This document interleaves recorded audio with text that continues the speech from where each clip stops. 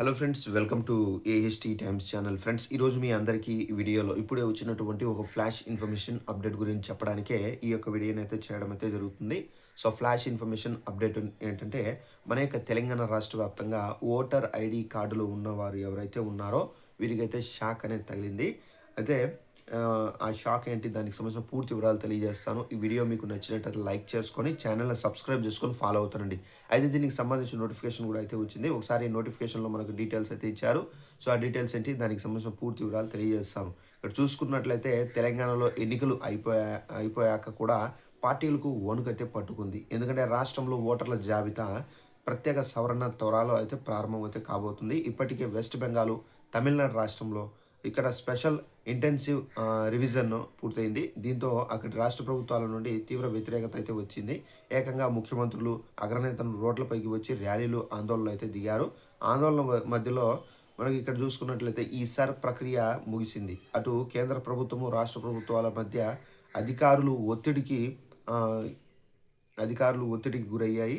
ఇక్కడ దీనికి సంబంధించి మనం ముఖ్యంగా చూసుకున్నట్లయితే ఏదైతే ఓట్లు ఉన్నాయో, అనగా 50 లక్షల ఓట్ల వరకు తెలంగాణ రాష్ట్రంలో 2025 సెప్టెంబర్ నాటికి సుమారు 3.35 కోట్ల ఓటర్లు ఉన్నారు. మహిళా ఓటర్లు 1.68 కోట్లు, పురుష ఓటర్లు 1.66 కోట్లు కాగా జెండర్ అంటే మనకు జెండర్ 2829 మంది తెలంగాణలో కూడా దాదాపు ప్రస్తుతం ఉన్న ఓటర్లు 50 లక్షలకు పైగా ఓట్లు ఎదిగిపోయే అవకాశాలు కనిపిస్తున్నాయి.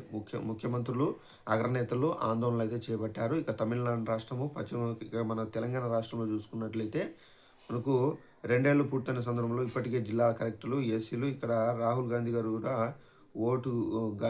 ఓటు కూడా చోరీకి అయితే అయ్యింది. సో ఇక్కడ తెలంగాణ సవాళ్ళు, ఇక్కడ కాంగ్రెస్ ప్రభుత్వం అధికారంలో వచ్చిన తర్వాత తెలంగాణ కాంగ్రెస్ పార్టీ అధికార పార్టీ ఇక్కడ రాహుల్ గాంధీ, రేవంత్ రెడ్డి సార్ ప్రక్రియపై ఎలాంటి విధానం అవలంబిస్తారో చూడాలి. అంతేకాదు ప్రభుత్వం ఉద్యోగులు కూడా, కేంద్ర రాష్ట్ర ప్రభుత్వ ఉద్యోగులు అయోమయంలో ఉన్నారు. ఎన్నికల సంఘం డ్యూటీలను చేయాలా, రాష్ట్ర ప్రభుత్వానికి సంబంధించి సహకరించాలా అనే సందేహంతో ఉన్నారు.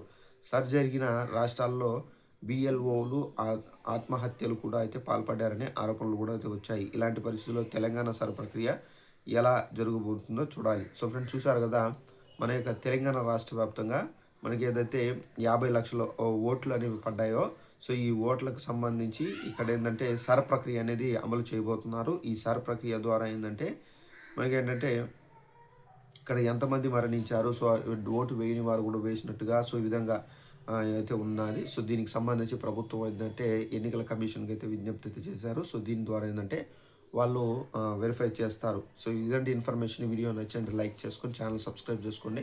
Thanks for watching this video. All the best.